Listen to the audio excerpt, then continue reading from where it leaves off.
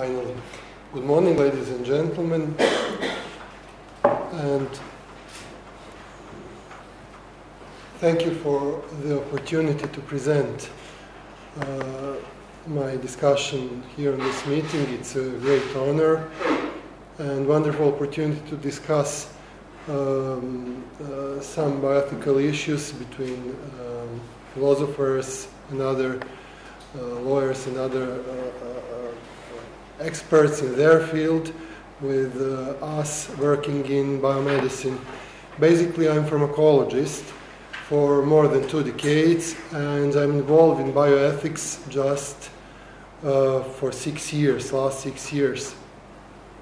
First of all, I wish you all welcome here in Belgrade, and I would mention, especially would address my welcome to colleagues from Croatia, not just because I made mistake on my presentations, printed copies.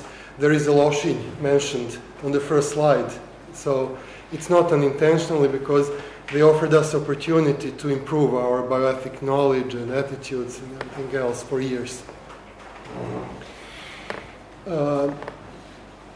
I come from the University of Belgrade, Faculty of Medicine, and bioethics is involved in different aspects of our work, both undergraduate and postgraduate curriculum, animal course, ethics committees. There was a Tempus project dedicated to building bioethic master program, and also there is a Bioethics Society of Serbia. I would not start with definition of bioethics. I rather mention a wonderful book or novel from our famous writer Borislav Pekic. Book is called 1999, and it was written in 1984. It offers us a dark picture of the far future with just a few human mutants survived, and even they die after the first contact between them.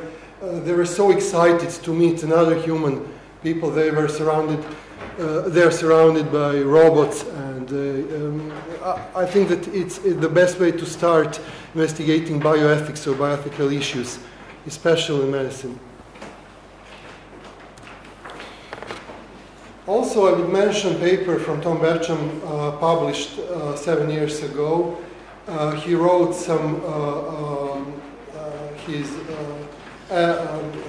he wrote about the long-term stable marriage between philosophical ethical theory and practical bioethics for decades. Existed such a marriage, but according to his opinion, next 25 years could be very different. He believed that marriage is troubled. I hope that such a meeting offers us opportunity to overcome such a problem or such a trouble. There is another paper, Does Bioethics Exist?, published 2 years ago. And in that paper, some differences, some problems in opinion of different people involved in bioethics are mentioned, but I think the best way to overcome such a problem or to solve, to answer to that question is to read wonderful papers. For example, Professor Nada Gosic, Pluriperspectivity and Integrative Bioethics, and some other.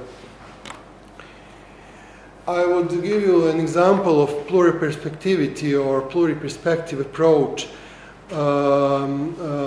in my next slides, especially regarding use of experimental animals, non-human primates, in development of biopharmaceuticals. Biopharmaceuticals have been born 2 or maybe 3 decades, but 2 decades ago, and especially became important after the end of the Human Genome Project at the beginning of the last decade. And a lot of questions arise after that related to biopharmaceuticals. Margaret Eaton published paper Ethical Issues Associated with Pharmaceutical Innovation, and She said that corporate managers responsible for the research, development, marketing pharmaceutical products inevitably encounter challenging ethical issues. Not just because drugs must be studied in animals and humans, but because of the intrinsic nature of drug products related to health, life, death, disability, and because also of that lapse in corporate ethics conduct could lead to the loss of public trust. And biotech drugs are just part of the wide range of biological therapeutics, both vaccines, blood derivatives, and other drugs could be mentioned here. But I will discuss biotech products and especially biosimilars. There was a problem to copy such complex molecules, namely biological entities are more complex than chemical entities, and it was not easy to obtain approval to copy such a drug, to produce generic drug. There is no generic drug in that field. I would mention just a trial in the United States. One pharmaceutical company tried to persuade the FDA to approve production of the copy or biosimilar or follow-on protein, as it's called in the United States, a few years ago. I don't know about the outcome of that trial, but I'm sure that it's not easy. But during the last few years, something has been changed. In the United States, the pathway was developed, or the pathway was opened for the production of biosimilars with Patient Protection Affordable Care Act, March 23rd of March 2010, and European Medical Agency at the same time approved 14 new biosimilar versions of 3 innovative products. It's strange because of before that just 4 or 5 biosimilars were approved, and now we have 14 of them. So there is a strong pressure to approve such drugs. I illustrate that with filgrastim. It doesn't matter what's filgrastim, but instead of head-to-head clinical trial, which is necessary to compare such a new product with the old one, the approval was based just on a study on neutrophils in the blood of some number of healthy volunteers who received 2 drugs. So there is a strong pressure to those companies, biotech companies. I illustrate such a pressure with next 2 slides. Financial pressure. Those companies, we can compare those companies with large pharma companies and generic companies. Those 2 slides are from the paper Drug Discovery Today. And there are 2 economic parameters. We can use these 2 parameters to compare these companies. The first parameter is price-earning ratio. And actually, price-earning ratio is related to our opinion to our, as it stated in that paper, sentiment regarding those companies. Low price-earning ratio means that those companies are out of fashion. High ratio, they're more popular. And look at the yellow line, yellow trend. Yellow line is yellow curve is the curve about the PA ratio for biotech sector. So it means that there are future promise in that sector, high expectations from that sector. But actual situation is completely different. If we analyze return on total capital from those companies, they are on the bottom. So there is a strong pressure to those companies. Drug development process is long-term process, more than a decade for some drugs. From the first preclinical phase to the last clinical phase and approval. I will discuss 2 problems related, 2 bioethical issues related to biotech drugs. The first is use of non-human primates. and second, safety of those drugs, clinical safety. Pluriperspective approach to bioethics could be illustrated with different approaches to the use of experimental animals in drug development. There are 4 different approaches, from the pro-research approach to the fundamentalistic approach. But actually, in real life, there is a combination of all those approaches or attitudes. There is a pressure from fundamentalist animal liberation societies, as it's called by Peter Singer 3 decades ago. Animal liberation started then. And there is a pressure to improve welfare or to avoid some animal experiments. And actually, it was fruitful for pharmaceutical industry, academic institutions, and all others. Newfield Council on Bioethics couldn't offer a single conclusion on the use of experimental animals in drug development. Rather, it offered 4 different approaches, and the second one was accepted by the majority of members of Newfield Council on Bioethics 5 years ago. It's some kind of utilitarian approach with some absolute restrictions, for example, the use of non-human primates or great apes. But actually, primates are used in different biomedical fields, for example, study of infections, immunology, multiple sclerosis, immunogenetics, etc. We are talking about different non-human primates. There are prosimians, then old world monkeys, new world monkeys, and great apes. In all those experiments or in the drug development process, there is a moderate to serious discomfort of those animals, but pharmaceutical companies defend the use of those animals with arguments related to the lack of those species in the wilderness. Actually, they said that they could protect from the extinction those animals in their pharmaceutical companies, farms, and breeding establishments. There are different questions. I mean, we couldn't offer the simple answer to those questions. The first question is it acceptable to use experimental animals in drug development process? Even Peter Singer would agree that in some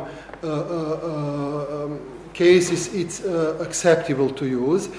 And after that, if we accept that, there are another questions. Is it morally worse to use non-human primates instead of, example, dogs? Do we actually understand their welfare? Are we able to understand their welfare? There are some principles to use lower species instead of higher, for example, mice instead of primates or frogs instead of mice, according to the development of their central nervous system. But are we able to completely understand their welfare? And what is the future? Probably it seems logical that we should decrease the use of non-human primates in such a process. And there are some advices. For example, there is an institute dedicated to 3 Rs in United Kingdom, and they offer some approach. I do not want to discuss with you in particular what is important, but we could reduce the number of non-human primates in drug development process.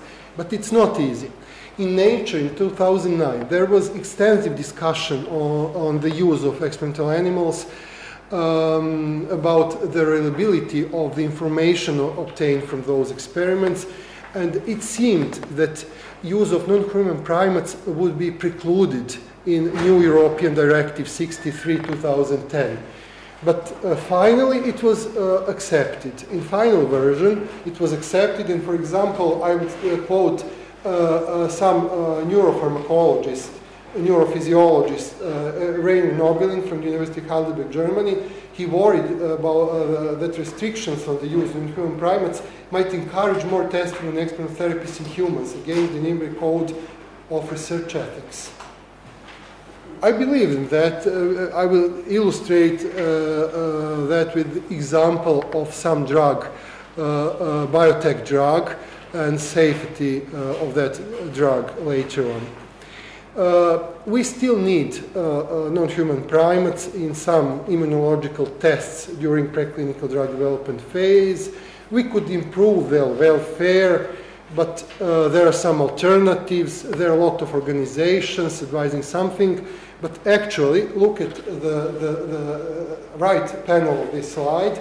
There is actually increase in the use of non-human primates during last decade. Despite all those advices, discussions, and everything else. There is there are numerous biotech medicines who were in development. I've just presented the report from 2008, and majority of those biotech drugs belonged to two groups: cancer-related conditions and infectious diseases. More than 400 new biotech medicines belongs to these two groups. And now I will discuss in brief safety of those drugs. As we realized, a majority of those drugs are used in the development of cancer-related treatment of cancer-related conditions. There are a lot of discussions, and it's not easy to answer to the question, for example, on the recruitment of volunteers.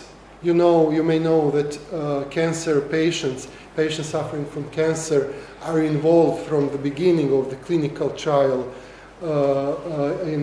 regarding anti-cancer drugs, and they are treated with new medicine instead of volunteers in the first phase. There are two opposite opinions regarding recruitment of volunteers in the first phase. Those drugs, trials of those drugs. The first could be illustrated with the paper from 1999, Are there volunteers or victims? With conclusion, do we need actually more volunteers to obtain reliable information on those drugs? Without sufficient number of volunteers, we couldn't judge anything, we couldn't actually say that whether they are safe or effective in treatment of cancer-related conditions. Another opposite conclusion could be found in a paper from 2002, Efficacy, Safety and Cost of New Anti-Cancer Drugs. In that paper, there is an interesting opinion that the motives of cancer, patients suffering from cancer, that they will obtain a new and effective drug are usually not fulfilled in the majority of cases, because majority of those drugs are not approved after the clinical trial phase. It's stated that new drugs do not meet the expectations in spite of not improving survival, quality of life, or safety. These new drugs cost much more than standard treatments. There is another problem if we analyze their safety.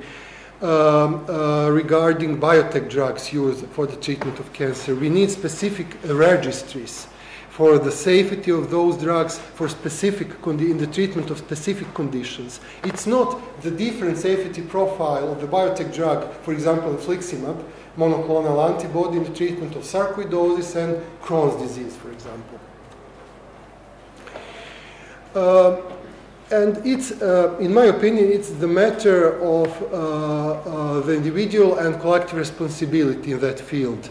In the analysis of, I would not analyze the particular risk of biotech drugs in the treatment of cancer patients suffering from cancer. I would just try to illustrate whether the collective responsibility exists in the assessment of the risk from those drugs. There are individual and collective ethics regarding drug development and analysis of drug safety. Individual ethics is more prevails in the analysis, for example, of rare series B type B adverse drug reactions, and the Bayesian approach statistical Bayesian approach is more reliable for the individual ethics. On the other hand, there is collective ethics, which is what is best for the population, and it's more appropriate for the analysis of more frequent reversible mild type A adverse drug reactions, and standard statistical method fractionist is more appropriate approach in the analysis dealing with collective ethics. In the first two phases of drug development, clinical drug development, individual ethics prevails according to the Palmer's paper from 1993. And in the later phases 3 and 4, collective ethics prevails. And who is responsible? Well, we may say that both patients and health professionals are responsible for the assessment of the risk from the drugs, and especially biotech drugs. Because now patients are involved in the reporting of those drug reactions, and also general public is involved. So who is responsible for the underestimation or overestimation of the risk from those drugs? Medical professionals, patients, journalists, no one, or probably everyone. There is, for example, I will give you the example of TGN 412. It was a monoclonal antibody against some leukemia and rheumatoid arthritis. And they would offer titles from the Independent. It's not Daily Mirror or something, it's independent. And there were titles published 2006, 6 in intensive care after drug trial, or human bomb, or we need the truth about new drugs, but can we swallow it, etc. They were terrified about the adverse reactions of the new drug, tested in volunteers, healthy volunteers. It was phase 1 study, 6 volunteers, even some of them suffered from cancer after that or something. I don't know the whole story, but I know that finally in 2010 it was explained what happened. So it took 5 years of discussions what happened, and do we need, for example, animal experiments or not. And the conclusion from the United Kingdom, they are animal welfareists, as you may know. There was a conclusion, journal Nature, animal test inescapable, after the extensive discussion. And it was realized that spatial differences between animals and humans were the reason for such a problem, and there are some advices how to overcome, to use 20 to 100 times lower doses in the first phase in such. So we need accurate and balanced information. There is acronym about communication of drug safety. We need accurate and balanced information about the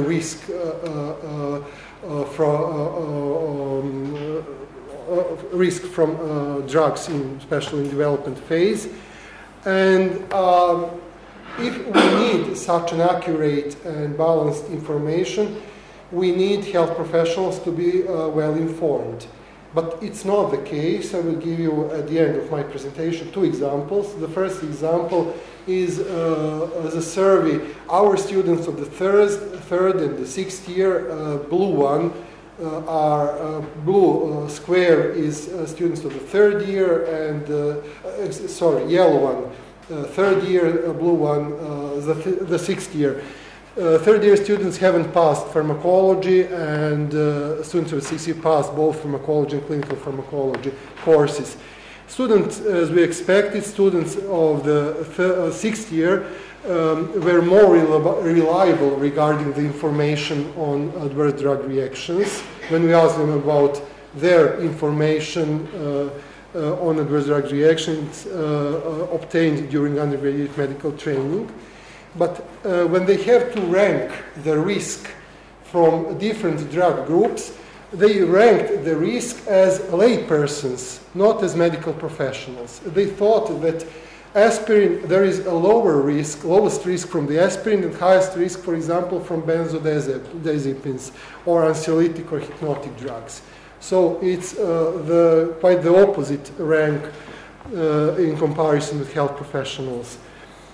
And also, it's not a problem with our students. In 2010, it was published in British Journal of Clinical Pharmacology that up to 70% of their young doctors failed on the test of their prescribing skills. They would kill their patients in some cases. 25 to 70% of their doctors failed when they were tested. So it's not a problem just in Serbia. And I would finish with the conclusion from Isabel Baker's paper on individual collective responsibility. In such ways, the bystander effect could be overcome, at least to a certain extent, by moving individuals' focus away from feeling uninspired by their diffusion of responsibility and towards individual responsibility being promoted in a way that makes them feel as though their combined efforts will make an effectual collective. Thank you very much.